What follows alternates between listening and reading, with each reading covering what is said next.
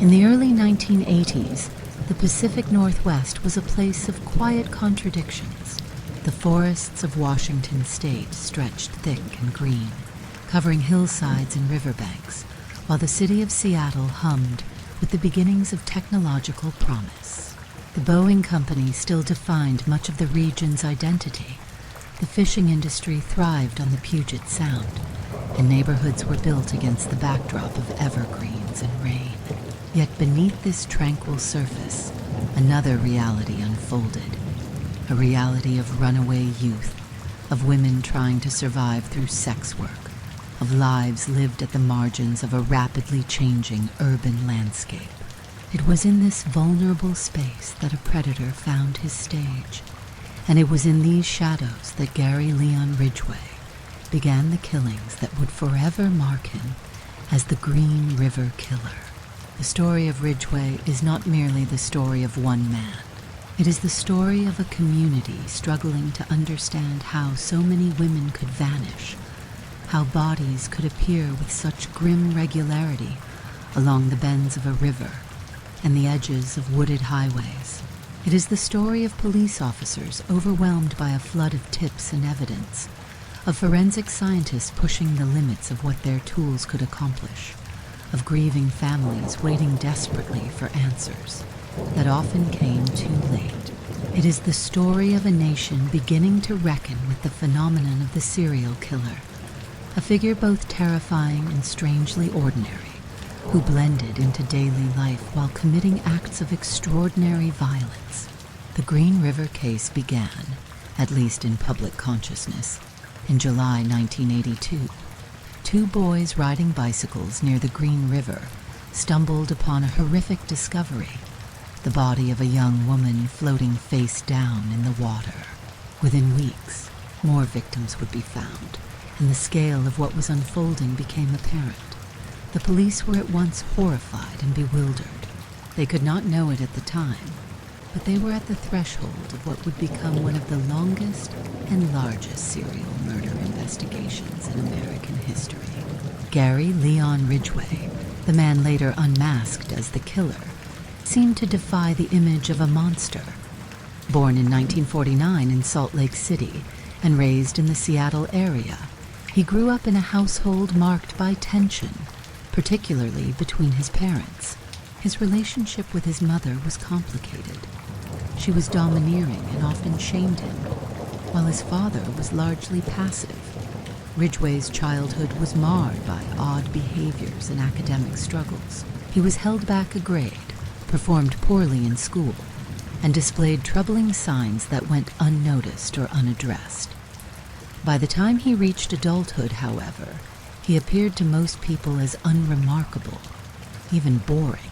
He joined the Navy, traveled briefly, returned home, married, divorced, remarried, divorced again, and worked steadily as a truck painter.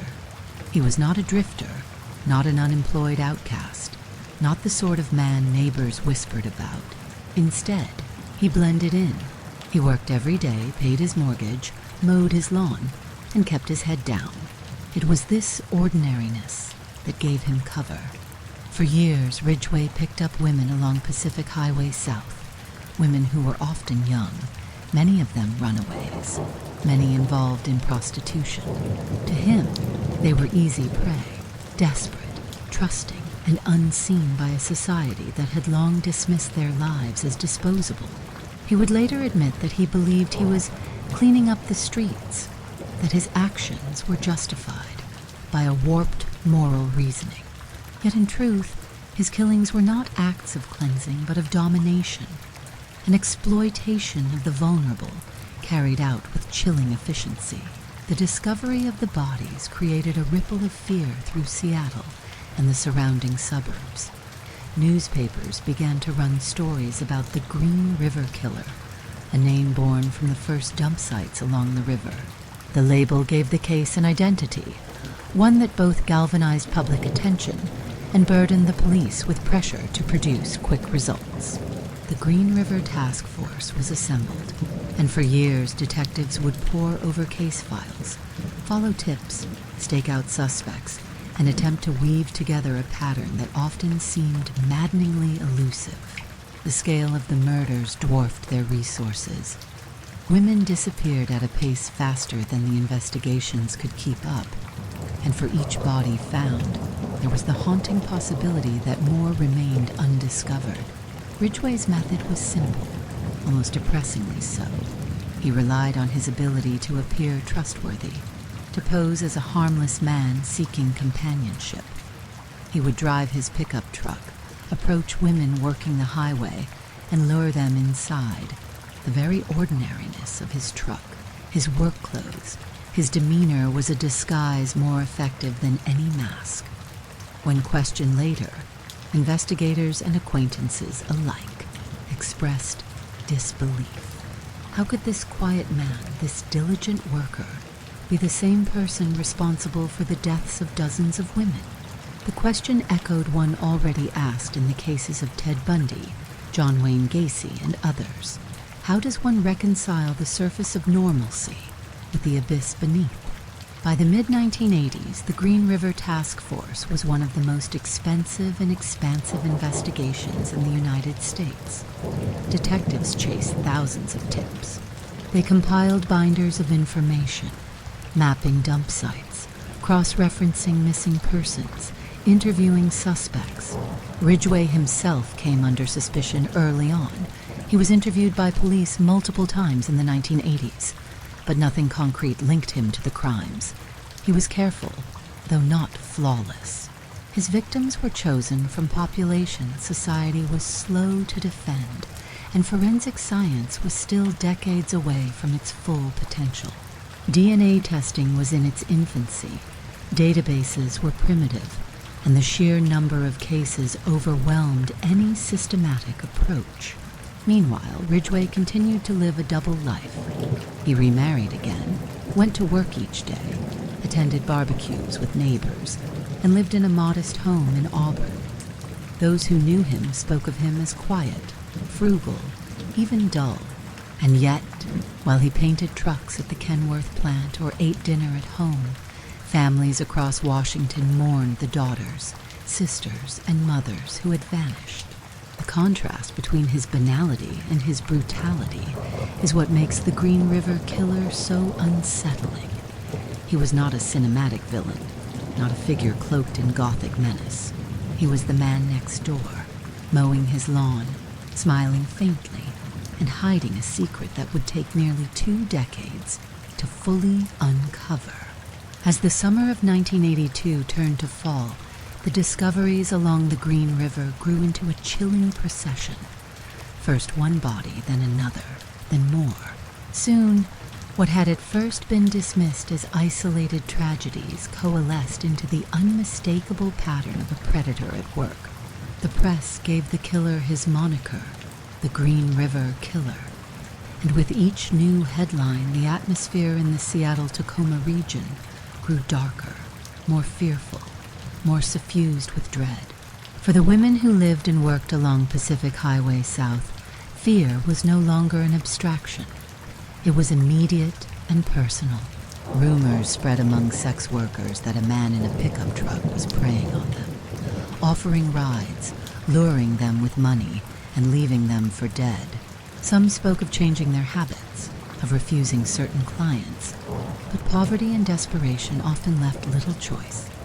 The streets did not offer safety, and neither did the police. Many in law enforcement treated these women with suspicion or contempt, dismissing them as reckless, immoral, or simply invisible. Yet they were the ones who bore the brunt of the danger. To walk the strip was to risk an encounter with a man who had mastered the art of seeming harmless, a man who used ordinariness as a weapon. The Green River Task Force was assembled under mounting pressure. Detectives from multiple jurisdictions pooled their resources, creating a sprawling team tasked with catching a killer who seemed always one step ahead. At its height, the task force numbered more than 60 investigators. Their offices were filled with maps bristling with pins, boxes of evidence stacked to the ceiling, and files on hundreds of missing women. The work was exhausting and often demoralizing, Leads went nowhere, suspects multiplied endlessly, and every new discovery of human remains both clarified and confused the picture. The killer seemed to kill with impunity, his work unbroken by the presence of police or the glare of media coverage. What made the investigation so difficult was not only the sheer number of victims, but also the backgrounds of those women. Many had transient lives, sometimes using different names, often without steady addresses. When they disappeared, their absence could go unnoticed for days, weeks, or longer. Some families did not report them missing, either because of strained relationships or because they assumed the women had chosen to vanish. For the task force, this meant that constructing a timeline of disappearances was like piecing together a puzzle where half the pieces were missing. The killer exploited this invisibility, knowing his victims would not trigger the kind of urgent, high-profile manhunts that followed the disappearances of middle-class women or children. He selected those whom society had already marginalized, and for years it allowed him to kill without capture. As bodies were recovered, patterns began to emerge. Many were found near water, rivers, creeks, ponds, or in wooded areas close to highways.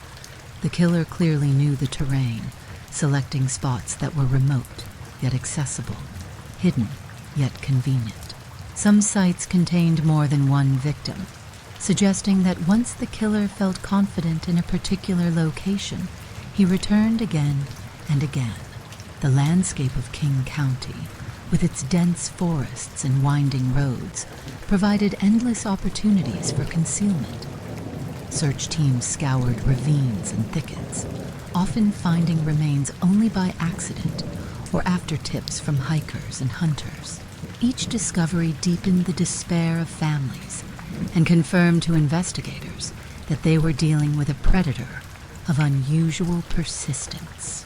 The victims, too, told a story through their absence. They were daughters, sisters, and mothers, women who had names, histories, and struggles. Many were teenagers, some as young as 15 or 16. Others were women in their 20s or 30s, trying to survive in difficult circumstances. Addiction, homelessness, abusive relationships. These were the conditions that shaped their lives and made them vulnerable. To Ridgway, they were opportunities. He would later claim that he targeted prostitutes because they were easy, because they would willingly get into his truck, because he thought their disappearances would not be investigated as thoroughly. In this cold calculation lay the heart of his cruelty.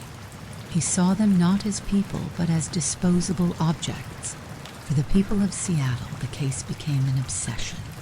Newspapers ran daily updates. Television crews camped outside police headquarters. Families of missing women held vigils, begging for answers. Fear spread beyond the sex worker community. Parents warned their daughters not to hitchhike, not to walk alone at night, not to trust strangers. The very idea of the Green River Killer loomed like a shadow over the city, a reminder that danger lurked in the most ordinary forms. Yet for all the fear, the killer remained elusive. Police canvassed neighborhoods, staked out the highway, and brought in potential suspects for questioning. Some were cleared, others lingered as persons of interest. Among those questioned was Gary Ridgway himself. He was stopped by police more than once, even given a polygraph test. He passed. He came across as unremarkable, cooperative, even forgettable. He admitted to picking up prostitutes, but so did many men in the area. Without physical evidence tying him to the crimes, the task force had no reason to pursue him further. He slipped through their grasp, retreating once more into the anonymity of his daily life. The frustration among investigators grew acute. At times, the case seemed unwinnable.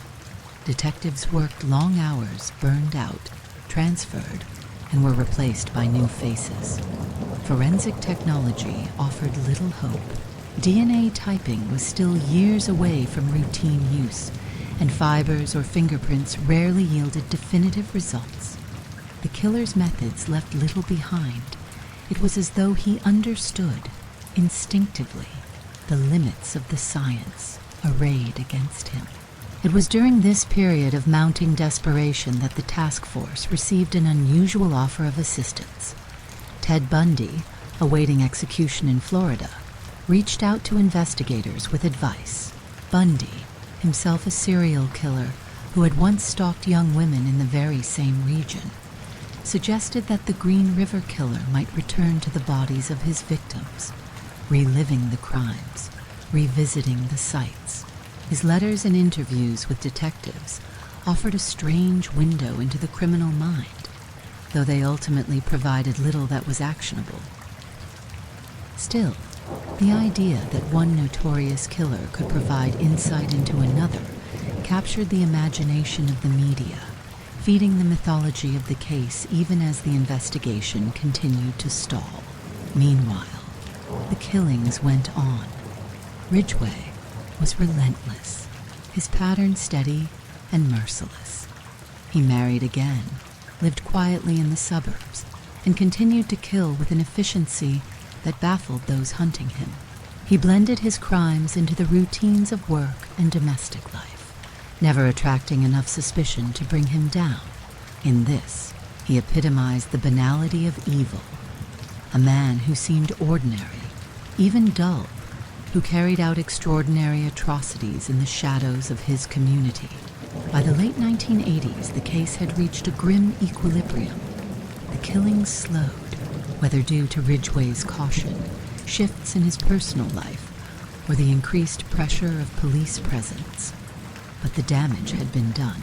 Dozens of women were dead, countless families shattered, and the killer remained free.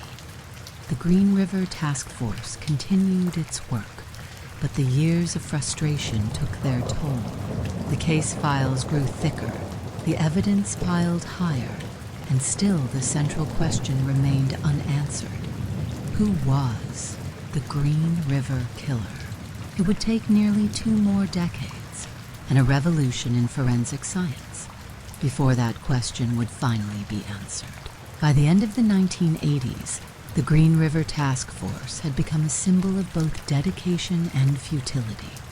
The detectives worked tirelessly, but progress came in painful increments, if at all. The case had consumed millions of dollars, thousands of hours, and the patience of a community desperate for resolution. Yet the killer remained free. The murders had slowed, at least in terms of discoveries, but the fear lingered, the knowledge that he was still out there, still walking the same streets, was a constant weight pressing down on the region. The stagnation of the investigation was not for lack of effort. Detectives interviewed thousands of men. They examined every possible suspect, from pimps to long-haul truckers, from husbands to boyfriends, from known offenders to anonymous tips. Time and again, the evidence failed to connect. The killer's ability to appear ordinary had become his greatest shield. He lived quietly in Auburn, worked his shifts at the Kenworth plant, and gave no outward sign of the horrors that filled his private life. In 1987, Gary Ridgway was once again questioned. His name had appeared more than once in police files.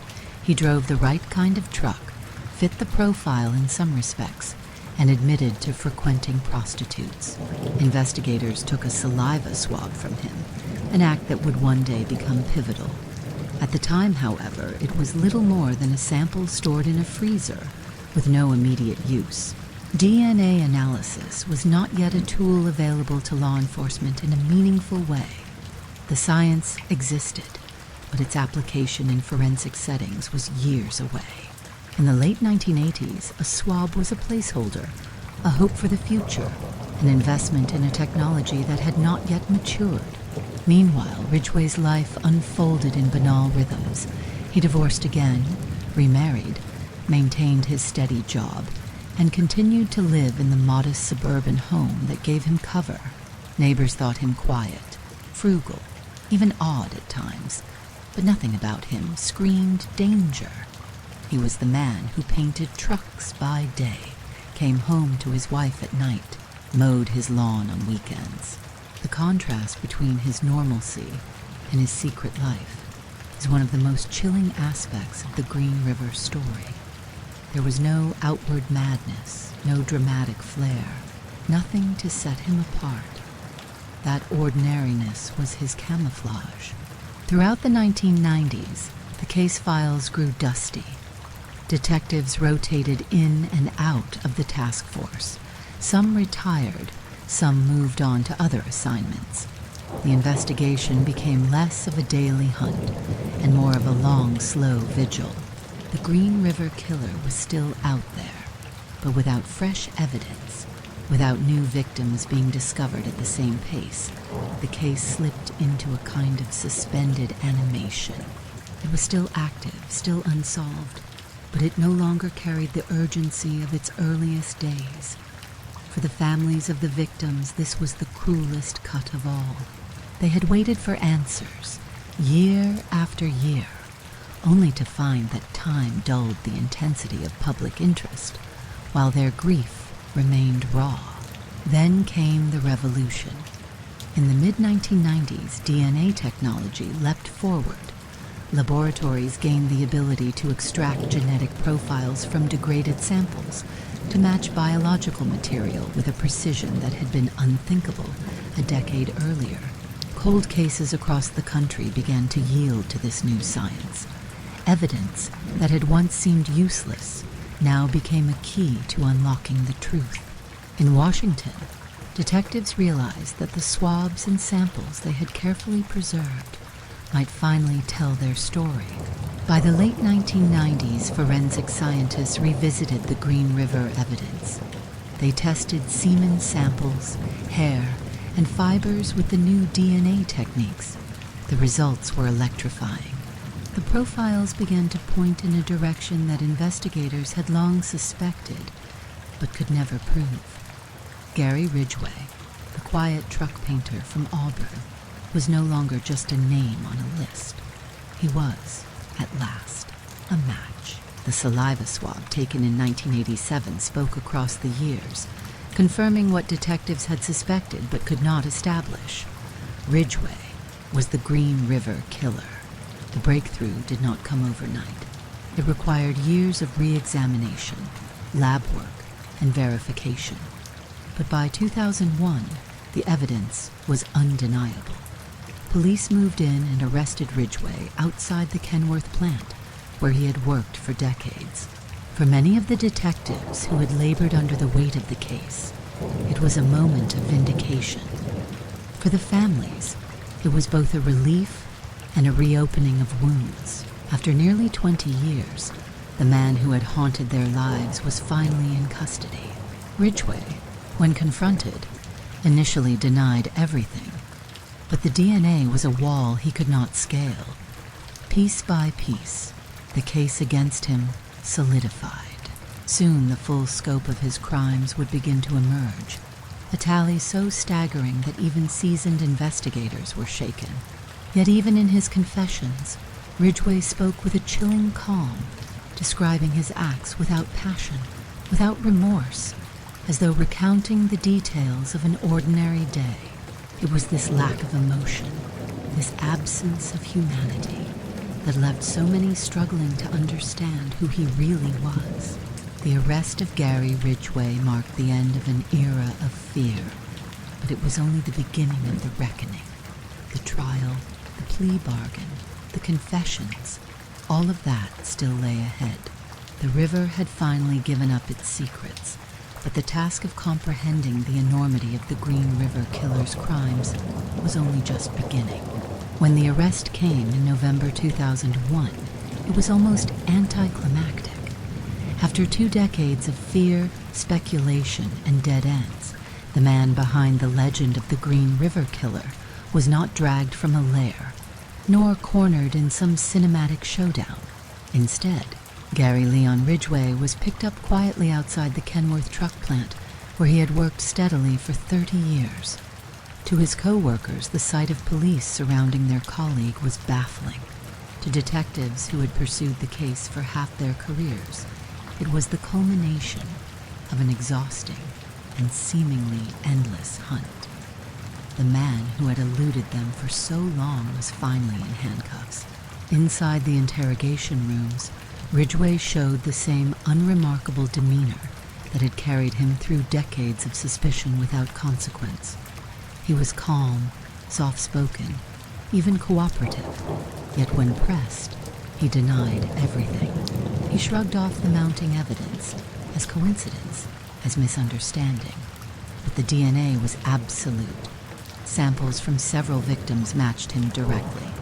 There was no longer any question, no wiggle room for excuses.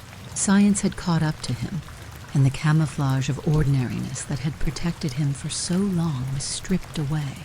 The prosecutors faced a difficult decision.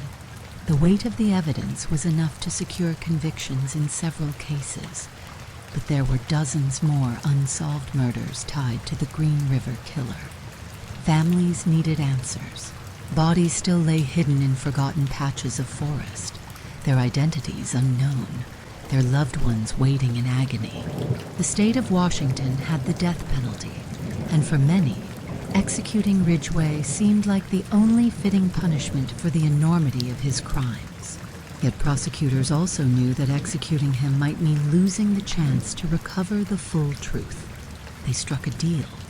If Ridgway cooperated fully, if he confessed to his crimes and helped investigators locate the remains of victims, he would be spared execution and sentenced instead to life in prison without the possibility of parole.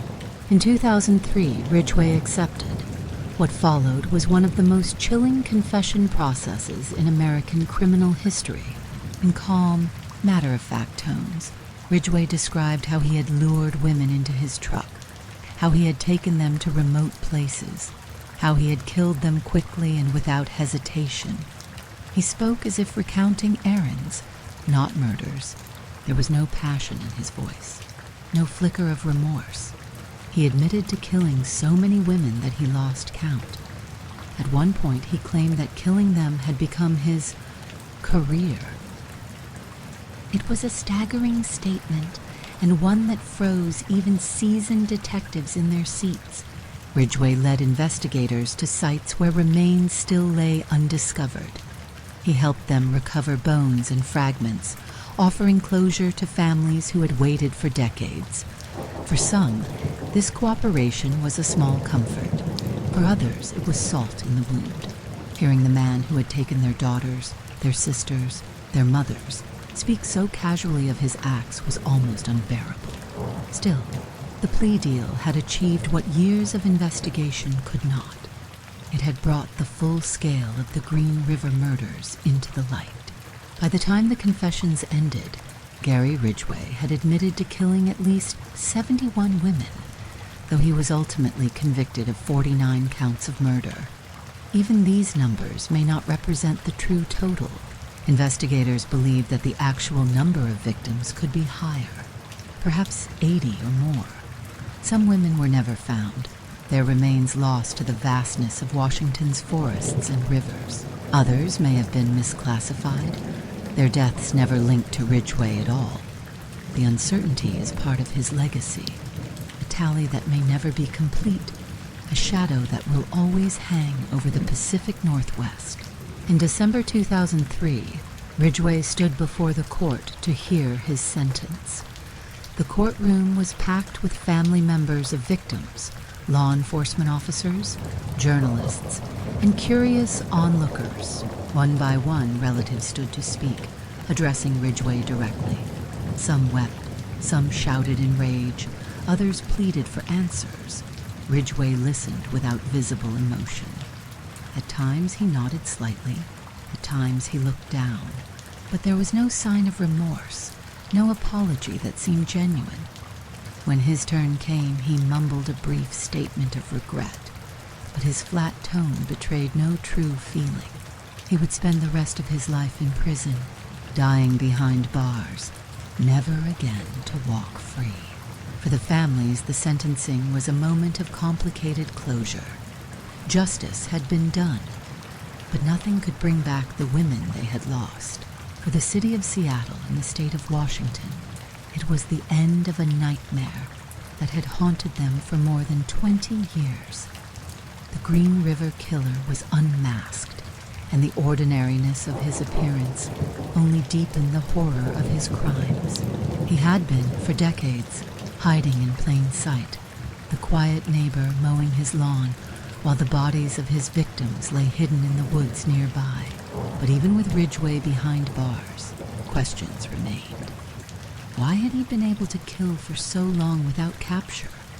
Why had the vulnerabilities of his victims made them so easy to overlook? And what did it say about society that dozens of women could vanish without provoking the same level of urgency that would have greeted other kinds of victims? These questions linger still, haunting the legacy of the Green River case just as much as Ridgway's crimes. The geography of the Green River murders was not random. To study the map of where bodies were found is to glimpse the mind of Gary Ridgway, to trace the routes he drove, the places he trusted, the comfort zones in which he operated. Again and again, the same patterns emerged. Wooded areas near highways, riverbanks hidden from view, ravines that cut away from the main road, just enough to conceal a body but close enough to be convenient. These were not remote wildernesses, but rather forgotten corners of an urbanizing landscape, places known only to those who lived and worked in the region, places where the ordinary met the unseen. Ridgway's choice of dump sites reflected both practicality and routine. He lived in Auburn, worked in Renton, and frequently drove along Pacific Highway South. The areas he chose were often within easy driving distance of these familiar routes. Some sites contained multiple victims, clustered together because once Ridgway had successfully concealed a body there, he returned with confidence. Investigators would later note the eerie precision of these clusters, like dark constellations across King County, each point on the map a story of a life cut short. For detectives, the geography was both a clue and a curse. It revealed that the killer was local, someone who knew the area intimately, but it also presented endless possibilities. The forests and rivers of Washington state provided countless places to hide bodies, and for every site discovered, there were dozens more that might have concealed evidence. Search parties combed through woods, dredged rivers, and followed tip after tip, but the scale of the land was against them. Ridgway had chosen his killing grounds with cruel cunning, accessible enough for him, vast enough to confound the police. Beyond the map of dump sites lay the psychological map of the killer himself. Ridgway was not the flamboyant predator that popular culture often imagines. He did not seek the spotlight, did not taunt the police, did not crave recognition. Instead, he embodied something more terrifying. The predator who kills not for fame, but for compulsion, who is content to remain anonymous so long as his urges are satisfied. He was methodical, pragmatic, and chillingly detached. In his own words, he killed to rid the world of prostitutes, believing he was performing a service. Yet this rationalization masked the deeper truth. He killed because it gave him control, because it fed an emptiness within him that could never be filled. Psychologists who studied him after his arrest described a man of average intelligence, not a criminal mastermind, but one who understood instinctively how to exploit vulnerability. He chose women who were least likely to be missed, who lived on the edges of society, whose disappearances would not generate headlines or urgent police work. He used his ordinariness as a weapon, presenting himself as a harmless working man, a safe ride, a steady customer. Once he gained his victim's trust, he struck quickly, leaving little chance for resistance or survival. The psychological banality, the absence of drama, the cold efficiency, was what made him so effective. Unlike killers who sought attention or thrived on ritual, Ridgway was content to kill and move on, to fold his crimes seamlessly into the fabric of daily life. He went to work the next morning, attended barbecues, paid bills. To his neighbors, he was quiet and dull. To the police, he was invisible. To his victims, he was death. The scars left by the Green River case were not limited to maps or psychological profiles. They were etched into the lives of families who lost daughters, sisters, and mothers. For many, the wait for answers stretched across decades. Some families received closure only when Ridgway confessed, leading investigators to remains that had lain hidden for years. Others never received closure at all. Their loved ones remain missing, their fates uncertain, their names caught in the limbo between disappearance and confirmation. Seattle itself was scarred as well. The Green River killer became a symbol of vulnerability, a reminder that the city's prosperity and beauty could not shield it from darkness. For years, the case dominated headlines, casting a shadow over the Pacific Northwest. Parents warned their children about strangers. Sex workers learned to fear every car that slowed beside them. Even long after Ridgway's arrest, the memory of the case lingered, a ghost that haunted the city's identity. In the courtroom during his sentencing, family members spoke directly to Ridgway, their voices filled with grief, anger, and exhaustion. Some cursed him, others wept. Still others tried to appeal to whatever sliver of humanity he might possess. Ridgway sat impassively through it all, his face a mask of blankness. For the families, his lack of remorse was a final cruelty. Yet in their voices, in their courage to speak, the victims were remembered not as statistics, but as people. They were not just entries in a case file. They were lives that had mattered, lives that were loved, lives that deserved dignity. The Green River case, more than anything, is a story of invisibility, of how society fails those at its margins, how the vulnerable can disappear without notice, how a man like Ridgway could exploit that invisibility for decades. His victims were not nameless, not faceless. They were human beings, and the city of Seattle still carries their memory. To walk the banks of the Green River today is to feel, beneath the surface, the weight of those lives and the silence they left behind. When Gary Ridgway was finally sentenced in 2003, the weight of his crimes was almost too great for words. 49 convictions, 71 confessions, and the suspicion that there were still more victims unaccounted for. The scale alone set him apart as the most prolific confirmed serial killer in American history. Yet even as the court pronounced its judgment, the question hung heavy. How had he been able to kill for so long, right under the noses of investigators without being stopped? The Green River case forced a painful reckoning in law enforcement. Detectives who had spent their careers chasing shadows now had to confront the failures of the system itself.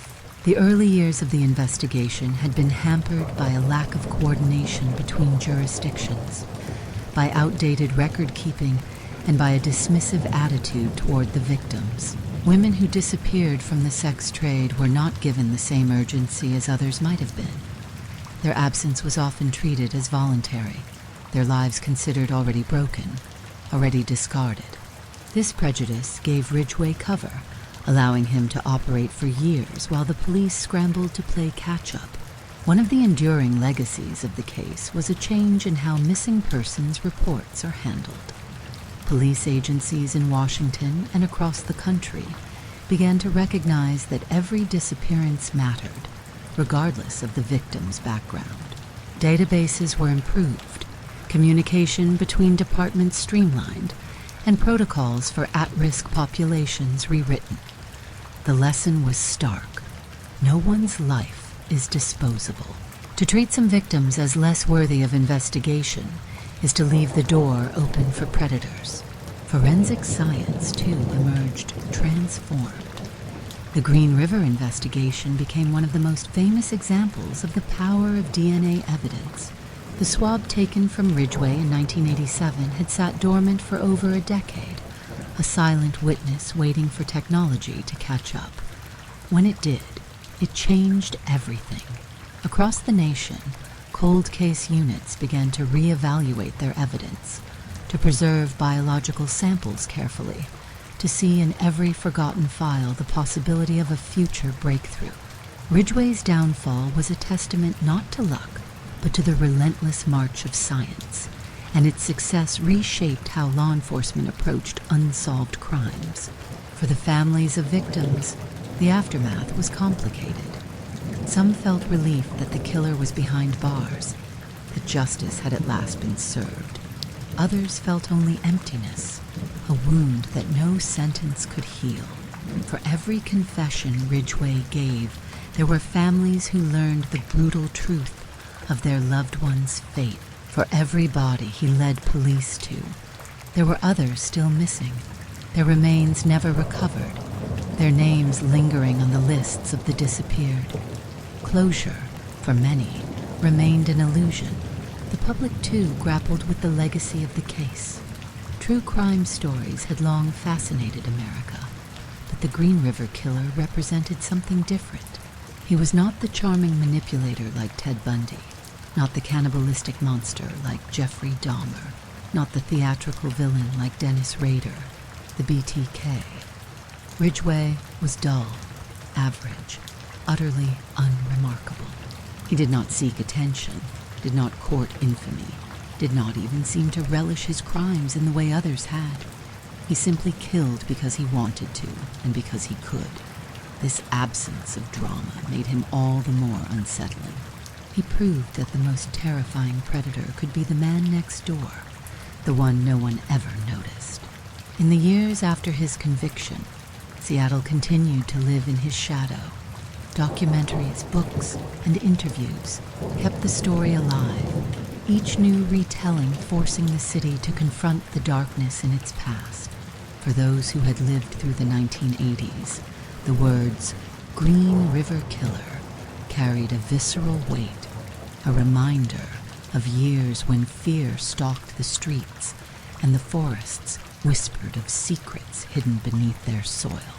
Even today, the memory of the case is entwined with the identity of the Pacific Northwest, a scar that time has not fully healed. Yet from that scar also came a measure of resolve.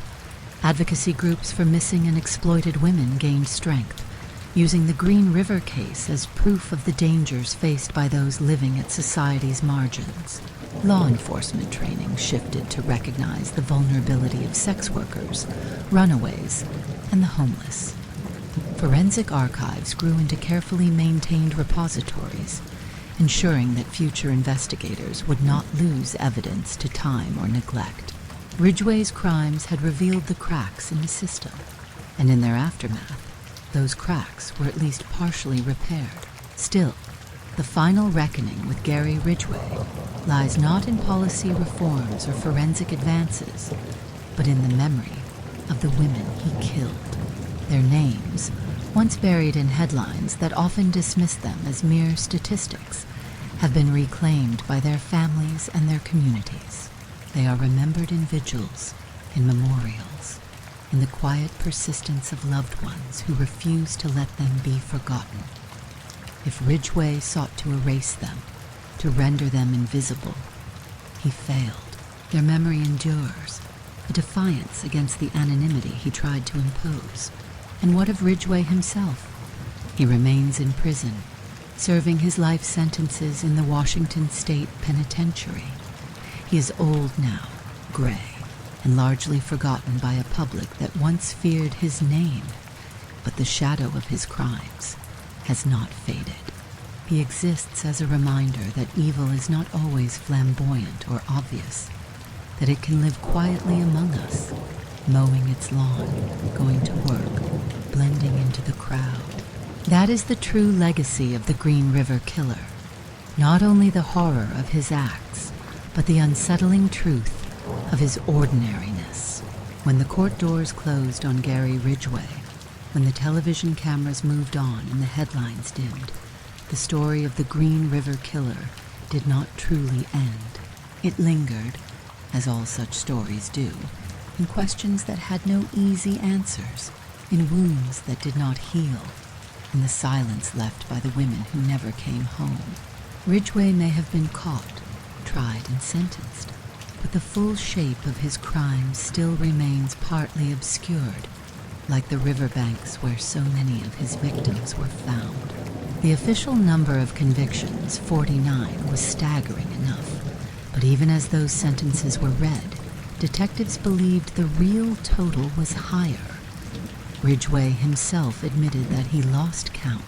He could not remember the names of some of his victims, nor even the exact number of lives he had taken. To him, they blurred together, reduced to faceless figures in a grim routine. Investigators suspect there are women still missing, their disappearances never linked to him, their remains never found. That uncertainty is the most haunting legacy of all, the knowledge that the truth may never be complete.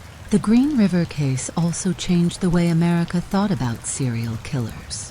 In the 1970s and 1980s, the public had come to view such figures through the lens of media mythology. Bundy with his charm, Dahmer with his grotesque crimes, Rader with his taunting letters. They seemed larger than life, monsters who announced themselves in ways both horrifying and theatrical. Ridgway was the opposite. He was small, quiet, forgettable. He lived in a modest house, worked a steady job, and faded into the background of his community.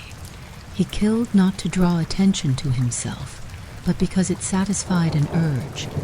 He sought no glory, no recognition, no infamy. His ordinariness was his greatest weapon, and in that ordinariness lay a deeper terror than any performance could provide. To study Ridgway is to confront the possibility that evil is not always dramatic.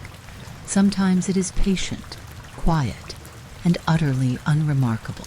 Sometimes it is the man next door who smiles politely, the co-worker who never makes trouble, the neighbor who keeps his lawn trimmed.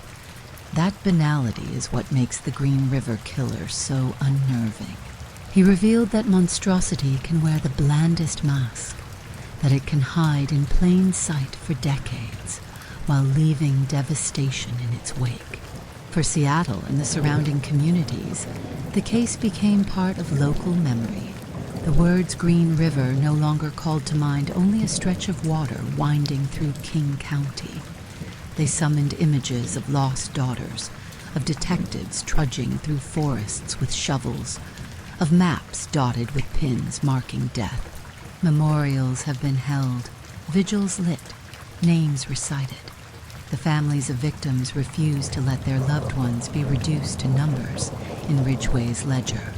They insist on their individuality, their humanity, their right to be remembered as more than victims of one man's cruelty. In the world of law enforcement, the Green River case is now studied as both a cautionary tale and a source of hard-won lessons. It demonstrated the dangers of underestimating the vulnerability of certain populations. It exposed the limitations of policing in an era before centralized databases and DNA profiling. It proved the necessity of preserving evidence, even when science has not yet caught up to the hope of its future use. And it underscored the importance of interagency cooperation, of sharing information across jurisdictions, of refusing to let cases slip into silence. Yet even with these lessons, the Green River case remains unsettling because it does not offer the tidy closure that stories often crave. Ridgway is behind bars, but the full count of his victims may never be known. Families still live with uncertainty, their questions unanswered. The river still runs through King County, indifferent to the history written on its banks.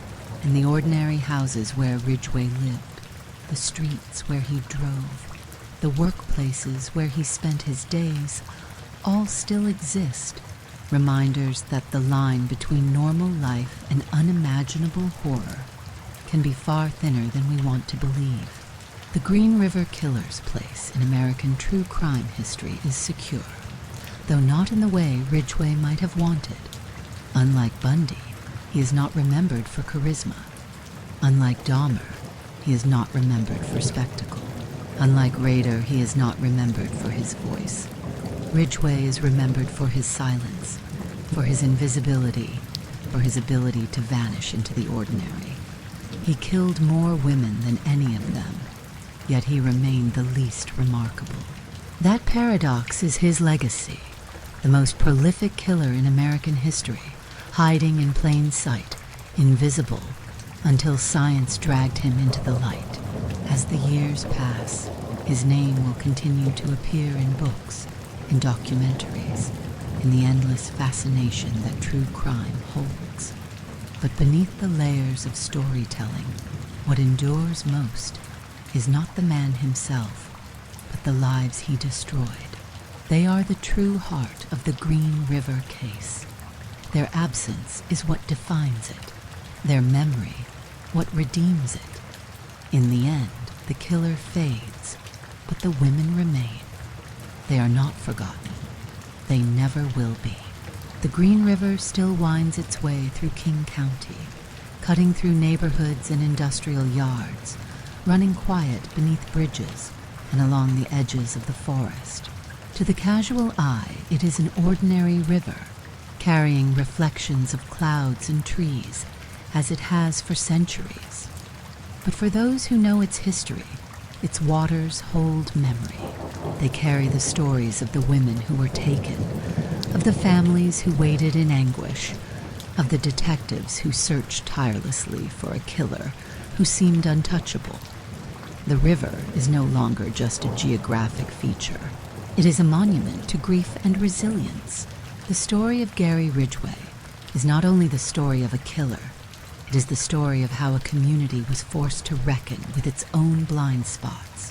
For too long, the lives of certain women, runaways, sex workers, those struggling on the margins, were treated as disposable. Their disappearances were met with shrugs, their families pleas with skepticism. It was this invisibility that allowed Ridgway to operate with such confidence, to kill dozens without fear of immediate reprisal. His crimes were not only acts of violence against individuals, but also indictments of a society that had failed to see them as fully human. Ridgway himself will die in prison, a man who in his youth was unremarkable and in his old age is diminished, graying, largely forgotten. He is not a figure of fascination in the way Bundy or Dahmer remain. He sought no spotlight, and he receives none. His notoriety exists in numbers, the grim tally of victims, the years he evaded capture, the scale of his crimes. His legacy is not charisma or spectacle, but silence. The silence of women who vanished, of evidence that lay hidden for decades, of an ordinary man who hid his monstrosity behind the dull mask of normal life. And yet, even in this silence, there is a counterpoint. The voices of the families, of advocates, of communities who refuse to let the victims be erased, rise up to fill the void. They insist on remembering names, on holding vigils, on telling the stories of daughters and sisters and mothers who are more than statistics. They transform tragedy into testimony, making sure that the lives Ridgway tried to erase are preserved in memory. The Green River case changed the course of criminal justice. It reshaped how missing persons are investigated, how evidence is preserved, how forensic science is applied. It became a landmark in the history of DNA, proof of science's ability to give voice to the dead. It also became a reminder of the cost of indifference, of the danger in treating some lives as less urgent than others. The reforms that followed, better databases, improved interagency cooperation, recognition of at-risk populations, were born from the failures that allowed Ridgway to go free for so long. In the larger story of American true crime, the Green River Killer holds a unique place. He was not flamboyant, not theatrical, not eager for fame. He was ordinary, and in that ordinariness lay his power. He showed us that evil can be unremarkable, that it can pass unnoticed in the man next door, that it does not always announce itself with a snarl or a spectacle. He taught us that vigilance is not only about watching the extraordinary, but about paying attention to the quiet, the overlooked, the unseen. As the years pass, the memory of the Green River Killer will continue to haunt the Pacific Northwest, but it will also continue to teach. It reminds us that every life matters, that invisibility is dangerous, that justice must extend even to those society too often ignores. The river may seem calm now, its waters flowing steadily toward the sea, but beneath its surface lies history, and history remembers. The women who were lost are not forgotten. Their families carry their memory, their names are spoken, their stories endure. Against the silence of Gary Ridgway stands the persistence of remembrance. And in that remembrance, there is defiance. The river remembers, and so must we.